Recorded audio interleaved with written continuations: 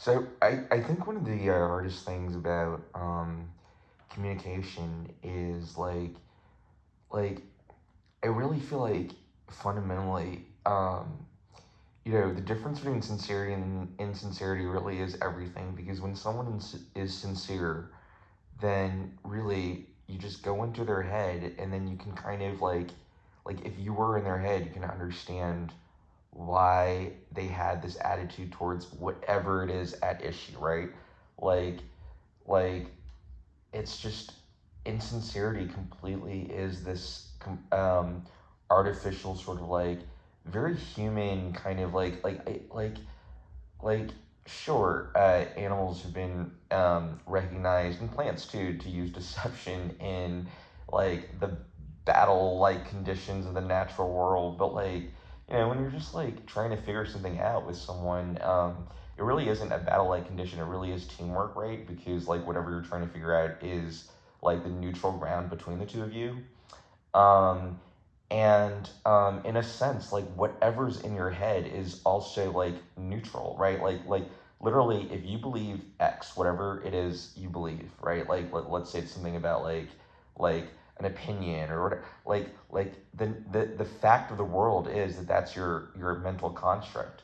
And so you can certainly like if we completely disagree about something, you can certainly use the tools of deception for some cause, right? But if fundamentally we're just trying to get on the same page about like what it is we think about something that we disagree on, then like it really is there's like a weird neutrality there. I don't know if that's coming through. There's just like, well, there's really no reason not to just sort of like if only you could just download it into a zip file, right? Like, can I just I'd love for someone to just like plug a USB stick into my head, download everything, and then download it themselves, and then they can just be like, oh, okay, so this guy's actually like that's why he believes all these things. Anyway, um, and then the things I'm wrong about, then you can just show me what you know, and then right, I mean that'd be ideal. But that's maybe AI won't have the problems that humans have, right? I don't know. I don't know. But uh,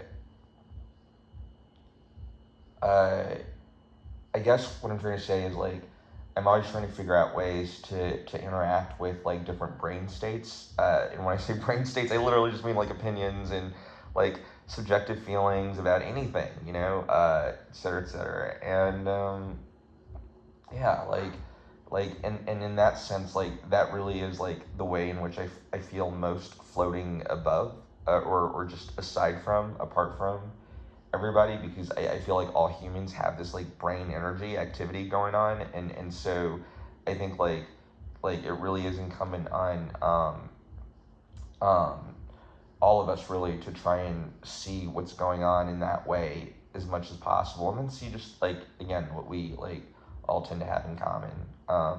Like safety, I think, is a huge thing. um a longing for safety. Anyway, and so that has nothing to do with what I was thinking about earlier, which was how I get any coverage for my work. But I was more thinking along the lines of like, I don't even know what a stick of dynamite in the American Elite is, and so I think most people are just like, well, if you don't even know what it is, why should I care? And I totally get that, but like, I'm just like, if I could only just install what, like I can't tell you in a few words or an elevator pitch, even though I feel like, and here's the thing, I also think I have a terrible memory because I totally feel like my dynamite has hit like different peaks in the past where I was able to like completely capture its gist in a cool way, or et cetera, that I've just like kind of forgotten, so like that's also why I want to like send the entire thing to AI. Just kind of like ask AI, like AI, what is the what are the parts of this dynamite that are the most distinctive? Like how do you elevator pitch this, right? So um, I feel like people get scarred very easily. Like I won't name this thinker, but there's this one thinker that I really respected throughout the last few years, and then they said one thing that I thought was so stupid that I literally couldn't watch. Like not stupid. I'm so sorry. They just sort of like implied that their way of thinking about something was so like, and I just completely I had a very childlike reaction, which was kind of like, whoa, you're scarred in some way, because I thought you couldn't fall victim to this sort of like disorderly thinking pattern, but you totally did, and so you became, and that's so unfair. That's my disorderly thinking pattern, right? Like to just give people scars like that, or thinkers scars, like as thinkers. So I want to be aware of that. But I also know that like that's a lot. That's just human life. Like so much of what I complain about, like I totally feel like a lot of people are just like, dude, you're just complaining about human nature, and I'm just like, I know, I'm sorry. Like like it's not even like I'm complaining from like it'd be one thing if I were like a mushroom and I'm just complaining about you guys. You guys would probably hate me. You guys would want to eat the mushroom. But I'm like a human, like with all these human problems, you know. So like of course, like I feel much more comfortable, you know, being negative about something that implicates me than something that doesn't. I've always felt that, you know, because it's something about the relationship to the self and the non-self. The um, um, the mystical group of Muslims who practiced self-abasement. You know, that spirit, uh, some sort of central awareness that you know you police the self from the non-self differently, because you can actually control the self, right? The self is defined as what you can control using your free will. Anyway, so, but that's not related to the other thing I was saying, which is basically it's really hard to like install our thoughts in others, and also it's really easy to scar ourselves reputationally or imagistically when we like make a goofy like personality mistake that reveals us to be like satanic in some way. But like we're all like that, so we need to just chill out. So that's like my fundamental thing. So, um, but then that's like all an aside, because it's like, how the what do I have to do to like get anywhere? Because like I have no idea how to find an agent at this point. I don't think I ever will. Like like it's like